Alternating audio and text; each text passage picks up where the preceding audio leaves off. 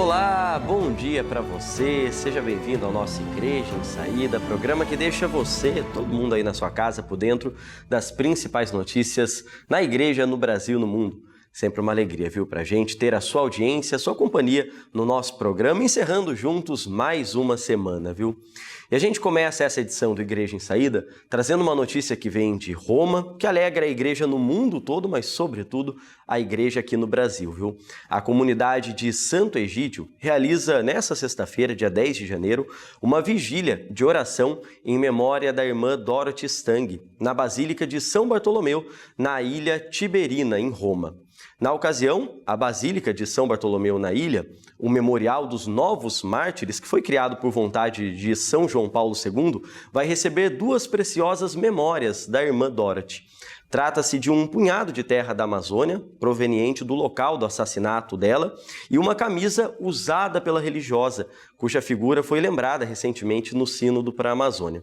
No Brasil, desde 1966, Irmã Dorothy, como era conhecida por todos, promoveu a construção de escolas, fundou um sindicato de agricultores e ensinou aos indígenas técnicas de agricultura sustentável, os fazendo entender a importância de lutar pelos seus direitos e também de cuidar da nossa casa comum. Então que a gente possa também se unir em oração com esses nossos irmãos lá na Itália, nesta sexta-feira, lembrando dessa missionária, essa religiosa que deixou um legado tão importante e tantas contribuições para a nossa igreja, sobretudo para os povos amazônicos. E agora a gente traz as notícias e as reflexões da igreja aqui no Brasil. Você sabe, né? Sexta-feira é dia que a gente tradicionalmente conta com a participação dos amigos do Observatório da Comunicação Religiosa, que sempre nos propõem reflexões para esse contexto de mundo em que vivemos e ao longo das últimas participações, trazendo reflexões importantes para a gente compreender o que nos pede o Papa Francisco e a igreja com o Ano Santo, com o Jubileu da Esperança. Vamos acompanhar então a reflexão de hoje.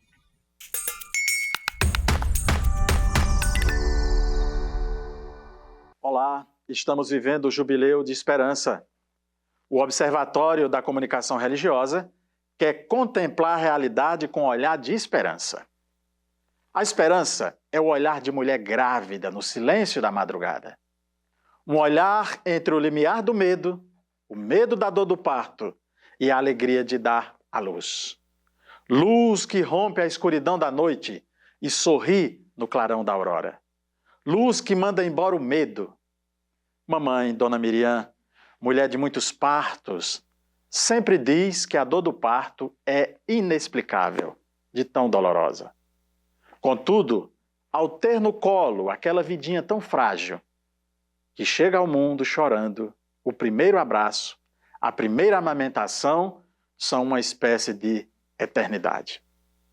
O apóstolo Paulo, em sua carta aos Romanos, usa a imagem do parto para falar de uma realidade cósmica que anseia por libertação e espera o futuro feliz para toda a criação. Sabemos que a criação inteira geme e sofre até agora com dores de parto. Clama aos céus os gemidos de tantos irmãos que sobrevivem ao relento da rua. Essa realidade não decorre da falta de recursos materiais. Nunca se produziu tanta riqueza quanto agora. Todos temos necessidades de encontrar nosso lugar no mundo e nos sentirmos em casa nele. Ocorre que no mundo todo há uma distância abissal que separa os miseráveis dos super ricos. Bastaria breve contemplação das paisagens das grandes cidades para notar a ostentação do luxo nos arranha-céus e suas fachadas, em contraste com os trapos humanos, perambulando feitos zumbis nas ruas e guetos de fronteiras invisíveis. Como se não bastasse, os líderes dos países mais poderosos do mundo não se entendem e as guerras se instalam, ceifando vidas, principalmente de jovens e crianças. Os velhos encarquilhados no mal criam as guerras. Mas são os jovens que vão para o fronte, lutar por aquilo com que eles nunca sonharam. Além disso, a humanidade tem convivido cada vez mais com eventos climáticos extremos, secas e enchentes, frio e calor. incêndio sem precedentes. Diante de tudo isso, a criação realmente geme em dores de parto. A esperança é como um olhar de sertanejo para o horizonte em tempos longos de estiagem. Recordo-me dos muitos olhares de papai, senhor Antônio, o cabeça, como era conhecido.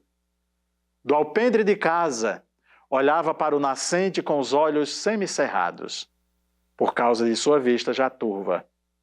Seu olhar procurava algum sinal de relâmpago no horizonte. Ao ver o sinal, nem que fosse um pequeno relampejar, anunciava que brevemente choveria. E chovia. O jubileu de esperança é um convite a olharmos para o horizonte na penumbra da realidade histórica conturbada.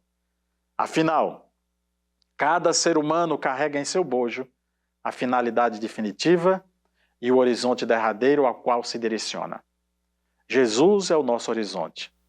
Ele é o futuro que advém continuamente ao presente concreto e estreito do ser humano e do universo. Essa é a esperança que aponta para o horizonte. E a esperança não decepciona, pois o amor de Deus foi derramado em nossos corações. Nessa esperança haverá um novo parto, um mundo novo. A gente agradece os amigos do Observatório da Comunicação Religiosa pela participação com a gente, viu? E agora a gente traz uma reportagem muito bacana que vem lá de Maceió. Estamos vivendo ainda o tempo litúrgico do Natal enquanto igreja, essa reflexão é bem importante, viu? Na sua 9ª edição, o Natal Ecológico, que é uma ação que acontece nessa arquidiocese, é uma ação das Filhas do Sagrado Coração e da paróquia Santa Terezinha do Menino Jesus, na Serraria. A iniciativa, que reúne centenas de pessoas, tem como objetivo conscientizar e despertar os corações para o zelo com a casa comum e recordar o nascimento de Jesus em meio a tantos acontecimentos difíceis que a gente vive. Lembrando sempre que o cristão tem que ter a certeza de que Jesus nasce no meio de nós e que não podemos perder a nossa esperança. Vamos acompanhar. Orar, esperançar e agir com a criação. Esse foi o tema do Natal Ecológico de 2024, realizado pelas Filhas do Sagrado Coração de Jesus em Maceió. Celebrada no dia 28 de dezembro, a noite contou com a Santa Missa e apresentações culturais e religiosas, em que o enredo foi o respeito e o cuidado com a natureza.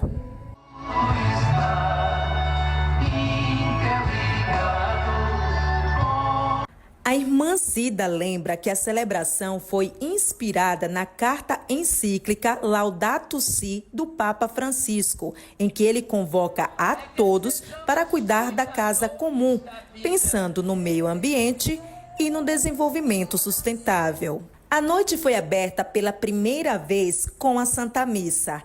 Depois, o público pôde prestigiar a abertura das apresentações ao som musical do saxofone. Em seguida, as meninas da ginástica rítmica incorporaram os elementos da natureza à dança, fazendo alusão ao Pai Nosso. O pastoril também animou o ambiente, reforçando a cultura local. Tudo foi pensado para refletir sobre o que cada um tem feito para preservar tudo aquilo que foi criado por Deus. Mensagem importante, né, para esses dias que vivemos e para entrarmos, então, neste ano de 2025 com essa consciência de cuidarmos do nosso planeta. E olha, antes de encerrar o programa de hoje, um convite para você, viu, que nos acompanha. Está chegando aquela que é a maior romaria do Santuário Nacional de Aparecida, a Romaria Nacional do Terço dos Homens, que neste ano acontece nos dias 14, 15 e 16 de fevereiro, um momento tão especial dos homens de fé que vão até a Casa da Mãe Aparecida e que neste ano tem como tema Terço dos Homens, somos peregrinos da esperança. Por isso a gente quer fazer esse convite especial para você que nos acompanha, você que tem o seu grupo do terço aí na sua comunidade, faça a sua inscrição lá no a12.com/terço Terco dos Homens, e esse é um momento muito importante para todos esses grupos e, claro, é importante você registrar a sua inscrição para o santuário também, se preparar bem para acolher a todos que virão para cá, tá bom? Assim a gente encerra o Igreja em Saída de hoje com imagens da capital mariana da fé. Obrigado a todos pela companhia, a gente volta a se encontrar na segunda-feira, se Deus quiser. Até lá, um beijo.